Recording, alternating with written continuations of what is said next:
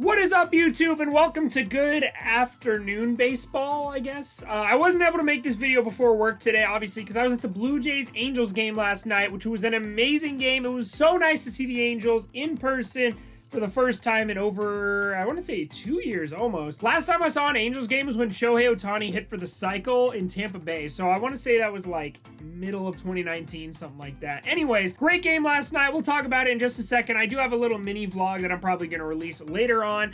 Before we get started with this, we're going to recap all these crazy MLB games. YERMIN Mercedes hit one of the furthest home runs I've ever seen in my life. Mike Trout did the same that I got to see in person. John Gray almost tossed a no-hitter. Javier Baez hit a home run that wasn't even in the strike zone. Let's talk about it. But first, be sure to hit that subscribe button down below. We're trying to hit 500 subscribers by next Friday, so we're kind of in a time crunch here if we want to double our MLB jersey giveaway. If we don't hit it by then, it's all right. We're still going to be giving away 2 MLB jerseys, so be sure to hit that subscribe button. Leave a like on this video if you do enjoy it, and comment something down below. Talk about your baseball teams. My Angels are off to a 5-2 start. Let me know what your team's doing in the comment section down below. Now, after the most chaotic intro of all time, let's get talking about some of these games that happened yesterday. Michael Conforto walked off against the Miami Marlins on a strike right down the middle that happened to graze his elbow. So he's sitting there in front of the plate. I'll put it up on the screen. I don't have to reenact it for you. It hits off his elbow and lands in the strike zone. So I guess it was just a filthy slider, but this man literally had his elbow in the strike zone. Even when it hit his elbow, I know it ended in the strike zone, but when it hit his elbow, it was also in the strike zone. So Mets fans are thrilled. Marlins fans are pissed. Some of the Marlins players came out on Twitter and were talking about it. I don't know how you make that call. I understand that if you get hit by a pitch, you get first base, but if the ball's in the strike zone, it's still a strike. It's still a strike. If you stand in front of the plate and you get hit right in the nuts, it's not a ball. So I don't know. That was just a weird situation, a weird way to walk it off. I'm definitely on the Marlins side on that one. That should not have been a walk-off. That should have been a strikeout right there. Now, I'm kind of curious what you guys think about this. Let me know if that should have been a walk-off or not down in the comments section. I know I already said to talk about your teams, but dude, seriously, let me know what you guys thought of that play. Now, YERMIN Mercedes has been making headlines every single day of the season. He started off the year 5 for 5, then went 8 for 8, and now he's hitting 485-foot home runs. My God, he murdered this pitch. Just see how far it went over all the stands onto the concourse, and he just absolutely murdered. It was a terrible pitch by the pitcher. A nice little hanging curveball right there. Now, speaking of good pitching, Lance Lynn looks like an absolute ace over there in Chicago. He threw a complete game shutout last night. And that Kansas City Royals offense is nothing to joke about. Whit Merrifield has been on fire lately. They got some power bats over there with Jorge Soler. Michael A. Taylor's been on fire. And Lance Lynn just shut him out. Made him look like little leaguers back there. Now, Lance Lynn is a good name in a new place. Now let's talk about another one of those in Nolan Arenado. I think he's okay outside of Coors Field. Nolan Arenado hits a go-ahead home run in the 8th inning in his Cardinals home debut, and he looks like an absolute stud over there in St. Louis. So shout out to Nolan Arenado doing super well over there. He absolutely crushed this ball and helped the Cardinals go on to beat the Brewers. Speaking of which, Corbin Burnes absolutely was dealing in that game. 9 strikeouts in 6 innings over there, and Corbin Burnes probably is one of the best pitchers in the National League so far this season. I was never a huge Corbin Burnes fan, but my God, was I wrong, dude. He looks so good. He looks better than Brandon Woodruff has this season. So shout out to Corbin Burnes. Good stuff I'm seeing over there, and unfortunately didn't get the win because the bullpen kind of blew it for him there. That Brewers bullpen has honestly not been super good. Devin Williams has been off to a pretty rough start. Josh Hader's been pitching pretty well, but other than that, a little bit of a rough start over there in Milwaukee for the bullpen. Now, staying in the National League Central, let's talk about Javier Baez, dude. What the hell, man? How did he hit this ball? Javier Baez goes down and gets it way below the strike zone, and he thought he just popped out to left field, and the ball just kept carrying and carrying and carrying, and then ended up going like 6 rows deep. So Javier Baez hits a home run on one of the worst pitches I've ever seen in my entire life. And the Cubs go on to beat the Pirates. Not really a surprise there. The Cubs have a very easy schedule to start the year off, so if they do get off to a hot start, I don't know, they still kind of look like a 4th place team to me.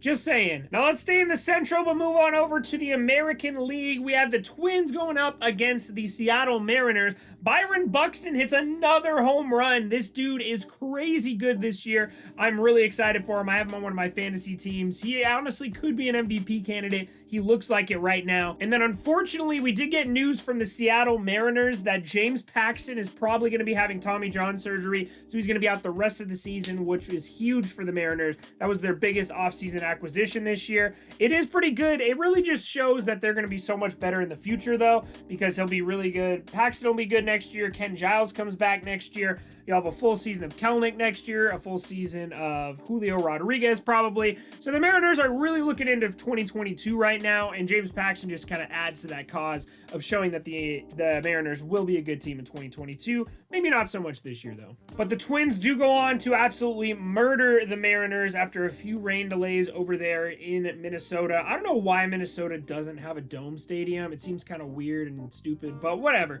Anyways, the Twins do beat the Mariners. Now let's talk about, we talked about Buxton potentially being an AL MVP candidate.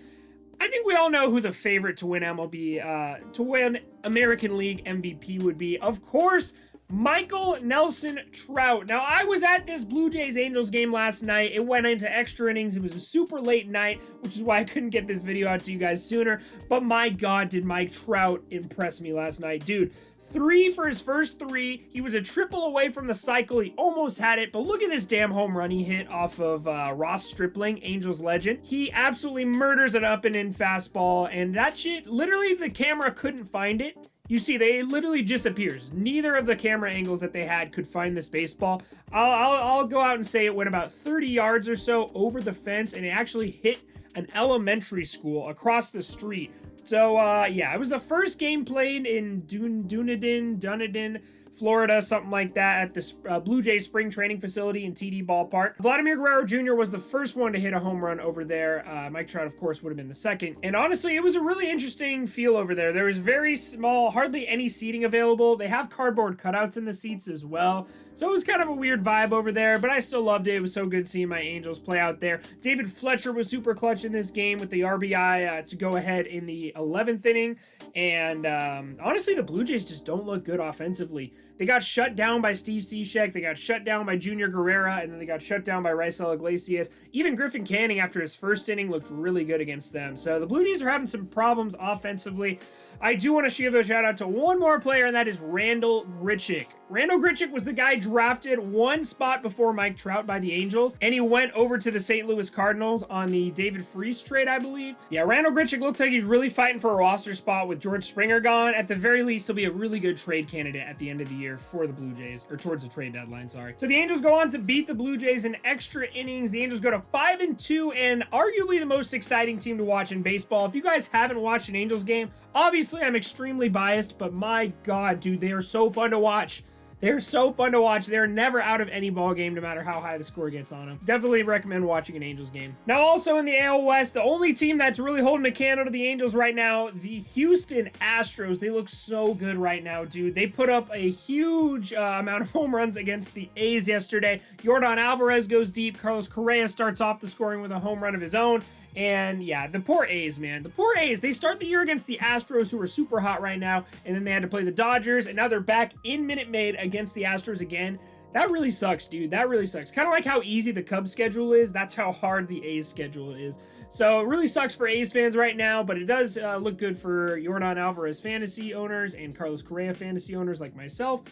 Doing very, very well over there. That Houston Astros offense has been incredible lately. Now, John Gray actually had a no-hitter going for about 5 innings yesterday in Colorado, and John Gray was a really good stud pitcher. I believe it was 2018. I want to say he was really good.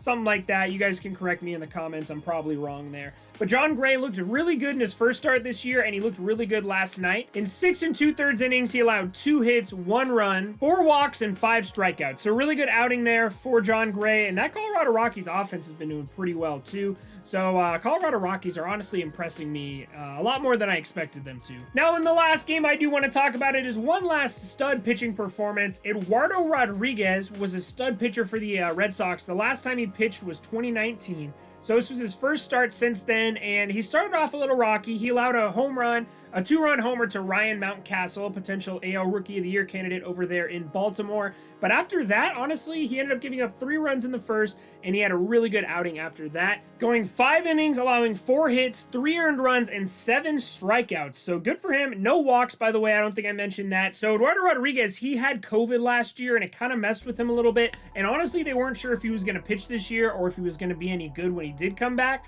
So this is a pretty good sign for the Red Sox, at least getting a nice little quality start in there. 5 innings pitched, so he does get the win on that day. And yeah, he's a really good sign for him. Obviously, they're getting Chris Sale back eventually this year, but Eduardo Rodriguez is another big step in that bullpen, or big name in that rotation to go along with Nathan Eovaldi. So if you get Chris Sale back, Nathan Eovaldi, and Eduardo Rodriguez all doing pretty well, that's a pretty good 1-2-3 punch there in Boston. And if their batting or their hitting can come along too, that'd be a pretty good sign for Red Sox fans. Now that is going to do it for this episode of Good Afternoon Baseball.